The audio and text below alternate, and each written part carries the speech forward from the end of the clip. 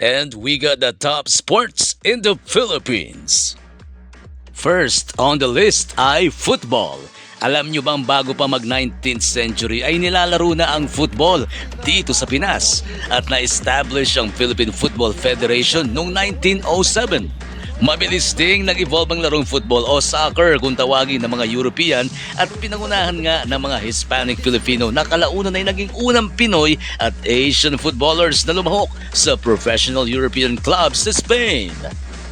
Susunod ay ang tennis na halos kasabayan din ng football na na-introduce sa ating bansa ng mga kano at naitatag nga ang Philippine Lawn Tennis Association noong 1906. Nito nga kamakailan ay itinaas ni Alexandra Iyala ang ating bandila for being a Grand Slam champion abroad at humakot ng medalya sa Asian Games.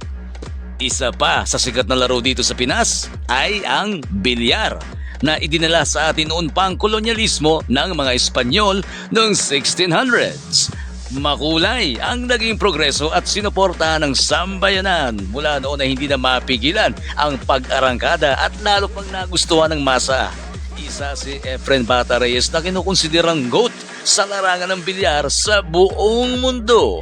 Pinabilib lang naman ng tinaguriang The Magician ng international crowd na lalo pang nagpasigla sa naturang laro.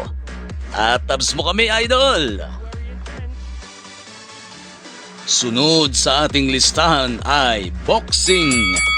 Bago pa man ang pananakop ng mga Spaniards at Americans, meron na tayong tinatawag na suntukan. Nakalaunan ay na-modernize hanggang sa naisip ng ilang dayuhang nagtaguyod dito na lagyan ng gloves. Mabilis ang naging pagyubong and it was eventually legalized in 1921. Sina Pancho Villa, Severino Garcia at Flash Elorde ang mga namayagpag sa golden age ng Philippine boxing.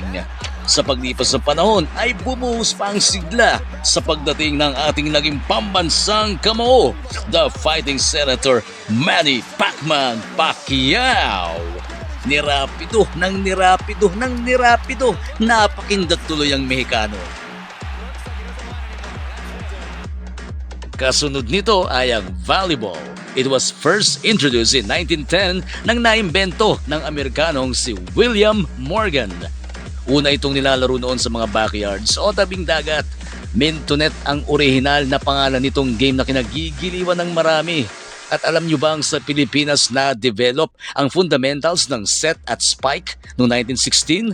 Ang galing, di ba? Patuloy sa pag-angat ng popularidad at lalong minahal ng iba't ibang sektor ang sport na volleyball. At numero 1 sa ating listahan ang basketball, na talaga naman kahit sa sulok ay may bola at ring kung saan ang buong tropa ay makakapag-banding. It was introduced in the Philippines in 1910 as a women's sport. At talaga namang minahal ng mga lahi ni Adan, mapabata o matanda. Diba? At sa mga sports na to na aking nabanggit ay natuto tayong bumangon at lumaban sa hamon ng buhay. At syempre, di natin pwedeng makalimutan ang mga larong sepak takraw, arnis, palo sebo, sungka, dumog at iba pa. Ano man yan, basta ingat at enjoy lang sa paglalaro. Maraming pong salamat. Mabuhay Pilipinas!